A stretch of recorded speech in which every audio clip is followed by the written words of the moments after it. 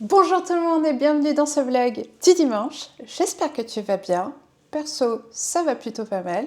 Aujourd'hui, on se retrouve pour faire le bilan 5 mois après mon premier rendez-vous naturopathie pour mon acné hormonal. Et j'ai tellement de choses à te raconter. Si tu me suis depuis un moment, tu sais que c'est un sujet qui me pesait pas mal.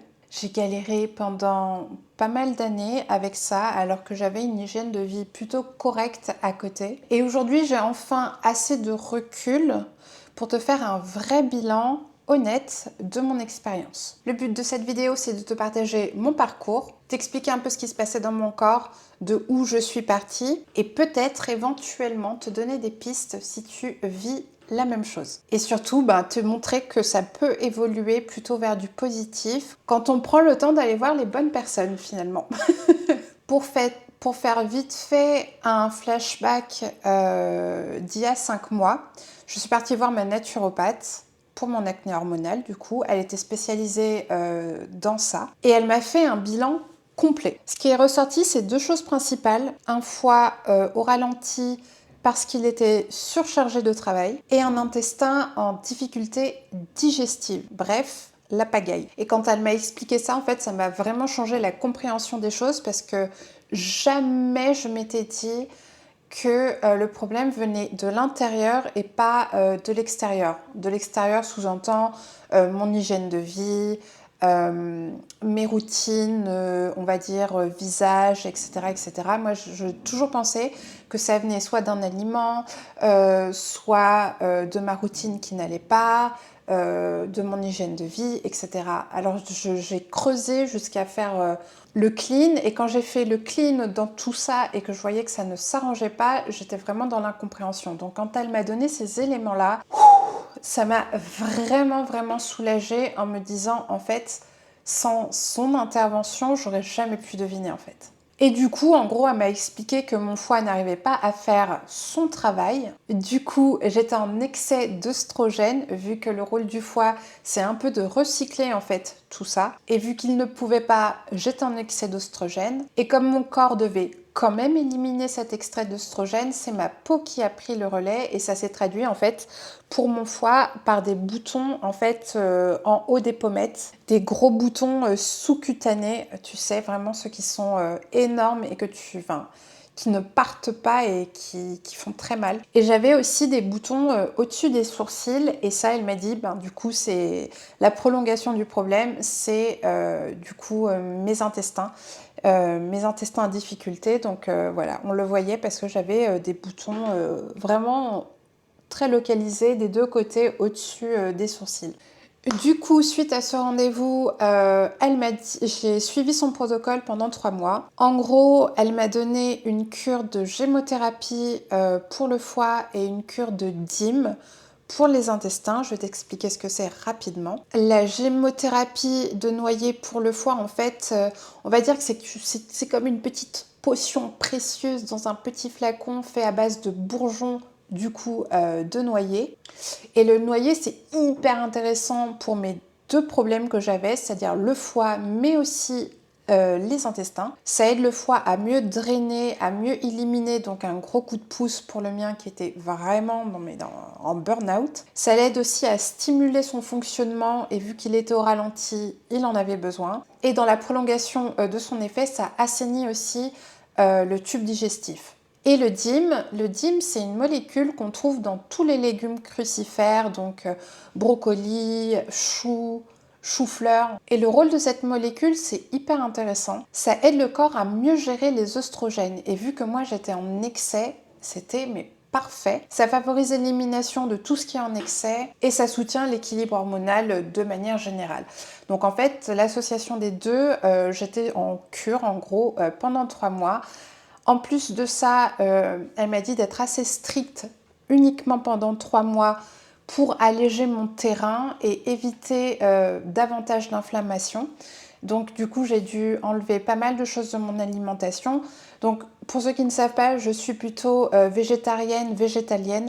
Donc je ne consommais pas déjà de produits laitiers. Donc elle m'a simplement dit pendant ces 3 mois de limiter, voire d'arrêter le gluten si c'était possible, de supprimer le sucre et tout ce qui était à base de soja pendant un moment. et toute source d'aliments connue pour être inflammatoire. Donc voilà, j'ai mangé assez clean, on va dire, du mieux que je pouvais du moins.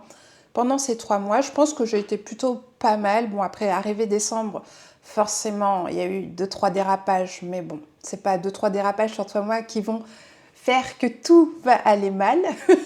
Et en plus, j'étais vraiment motivée. Je voulais vraiment trouver une solution à ce problème-là.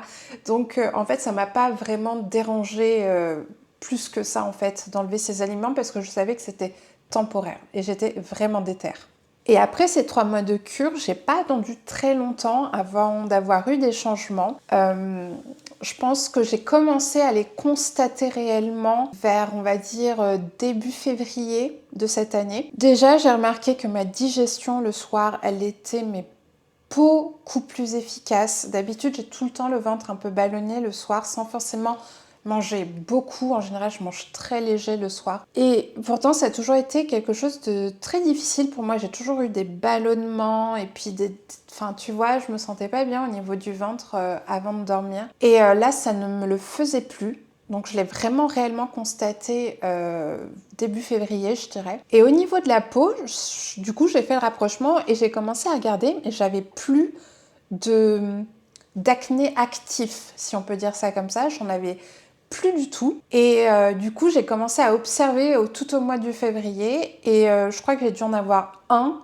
peut-être juste avant mon cycle, mais il n'était pas du tout situé au niveau des joues ni au niveau des sourcils. Donc je me suis dit que c'était un bouton voilà, dû aux changements hormonaux, on va dire, que toutes les femmes connaissent chaque mois. Et du coup, j'étais plutôt contente parce que ça voulait dire que la cure avait fonctionné, que mon foie et mon intestin jouaient mieux leur rôle parce que voilà, ils étaient plus débordés, ils étaient plus en difficulté, ils étaient dans les meilleures conditions pour fonctionner. Et pour la première fois, je me suis dit que je subissais plus en fait quelque chose que je ne comprenais pas. Et rien que ça, mais c'était énorme pour moi ce changement. Vraiment, c'était énorme. Quand je l'ai conscientisé vraiment, bonheur.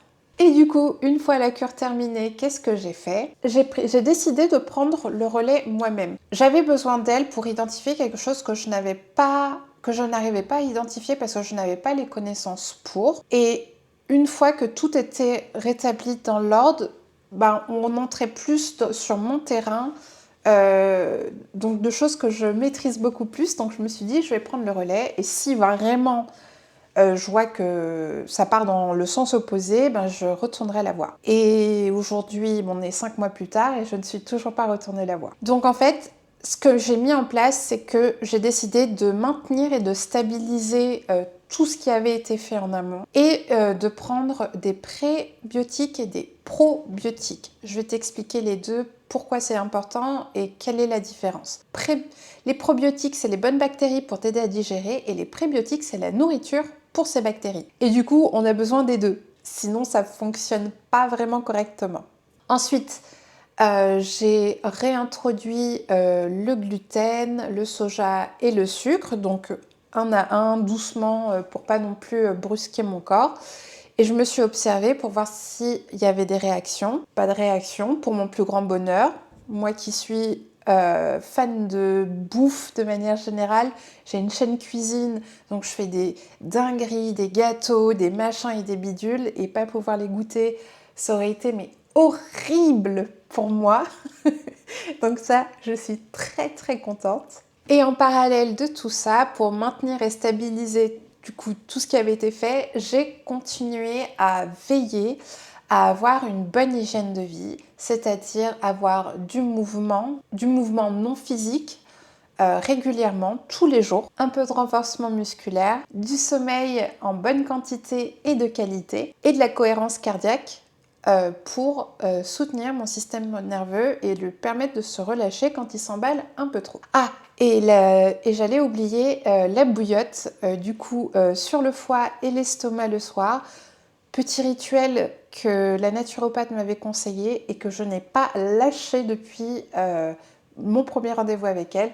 Concernant ma routine au niveau de la peau, elle m'avait dit, pendant mes 3 mois, je ne te l'ai pas précisé dans cette vidéo, mais je le dis dans mon autre vidéo, Pendant ces 3 mois de cure où je prenais la gémothérapie et le DIM, elle m'avait dit aussi vraiment de faire le strict minimum sur ma peau, de ne pas utiliser d'actifs et tout. En gros, le but, c'était de reset ma barrière cutanée et donc de mettre uniquement le strict minimum, de la laver une fois le soir et de mettre une crème hydratante, point. Ce qui a été très compliqué pour moi parce que j'adore ma routine skincare. Le problème, c'est que en fait, ce que je faisais mal avant, c'est que j'avais les bons actifs pour mon type de peau, pour mes problématiques et mes objectifs aussi concernant mes problématiques. Mais je les utilisais pas correctement dans le sens où je faisais pas de rotation. J'avais tendance à utiliser un peu des combos comme ça au hasard qui n'étaient pas forcément bons et qui m'ont un peu foutu en l'air ma barrière cutanée.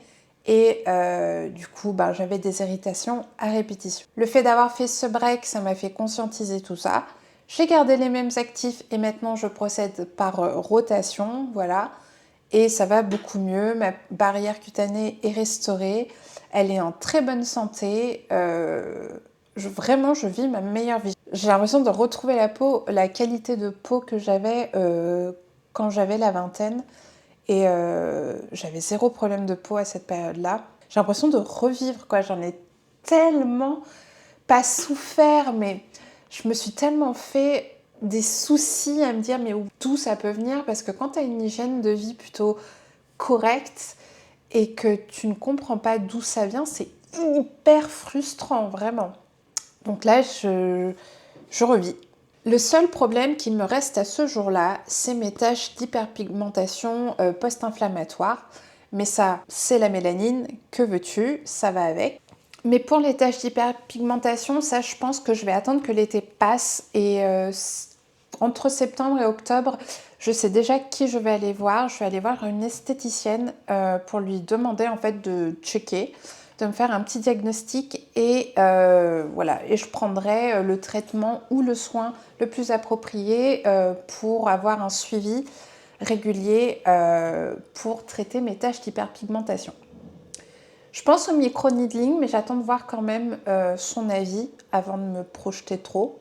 Et sinon, sur ma santé hormonale, il y a eu un gros impact de tout ce travail qui a été fait. Parce qu'à la base, moi j'y allais pour traiter de l'acné hormonal. Ce que j'ai fait au final, c'est réparer un foie en burn-out, rétablir le fonctionnement correct de mes intestins, donc plus d'acné hormonal, mais j'ai retrouvé un équilibre hormonal parfait. Genre vraiment. Je t'ai déjà fait une vidéo, je te montrais comment je suivais mon cycle tous les mois au-delà d'une application. J'aime bien le faire aussi en doublon sur papier parce que du coup je peux noter tout ce que j'ai envie de noter, les symptômes physiques, les symptômes, tout. Et en faisant ça, je me suis rendu compte que mes cycles faisaient 24 jours. D'ailleurs, je te le dis dans la vidéo, moi mes cycles font 24 jours. Il faut savoir qu'en dessous de 25 jours, un cycle est considéré trop court et que ta progestérone, en fait, elle chute beaucoup trop vite quand elle chute. Ce qui n'est pas bon signe. Et figure-toi que depuis janvier-février, donc pile après ma cure, mon cycle a tout doucement évolué pour être aujourd'hui stabilisé à 25 jours pile.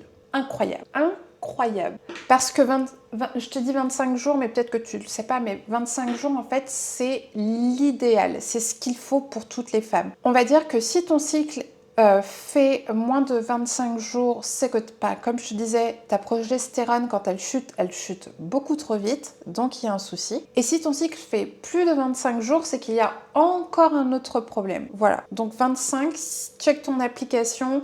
Toutes les applis te le disent sur l'analyse de tous tes cycles depuis une certaine période de temps.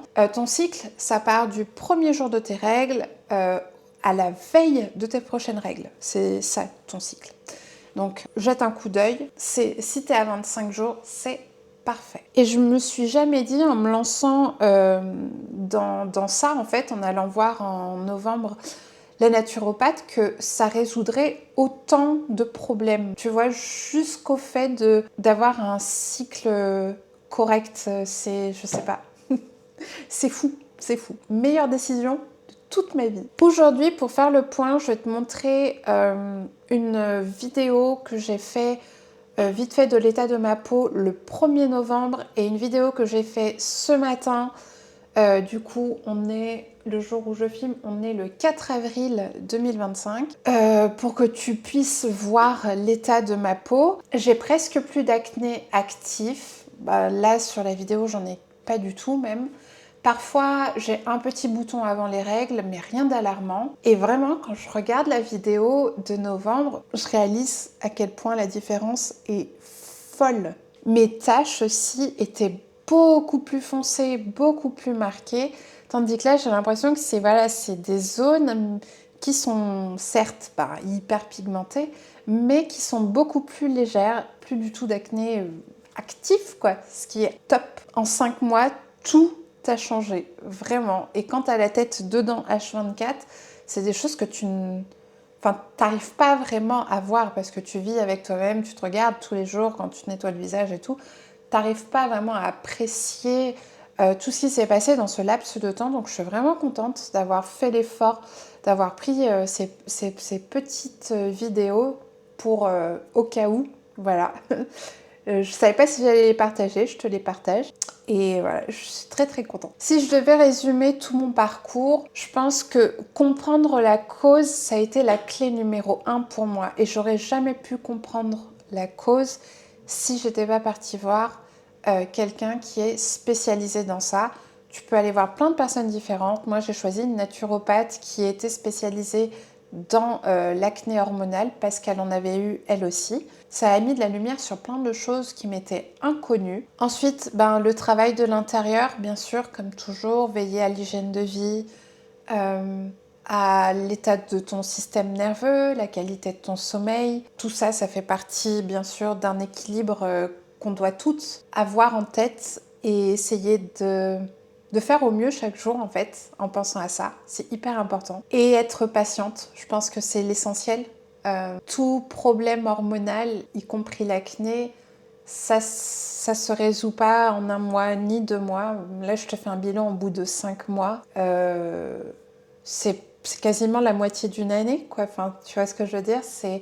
Il faut prendre son mal en patience et essayer des choses. Parce qu'il se peut que la première chose que tu essayes ne fonctionne pas, donc il faut que tu te redonnes du temps pour essayer une nouvelle chose, etc., etc. Mais se faire accompagner, au moins se faire aider au début pour faire un état des lieux, on va dire, ça peut être vraiment un gros coup de pouce. Pour moi, ça l'a été. Et si tu te reconnais dans mon parcours, surtout ne reste pas seul face à ça. Je sais la galère que c'est, la tristesse et l'incompréhension que ça amène. Fais-toi accompagner, vraiment. Choisis le professionnel ou la professionnelle le plus adapté pour ta problématique et fais-toi accompagner. Ça peut vraiment changer la vie.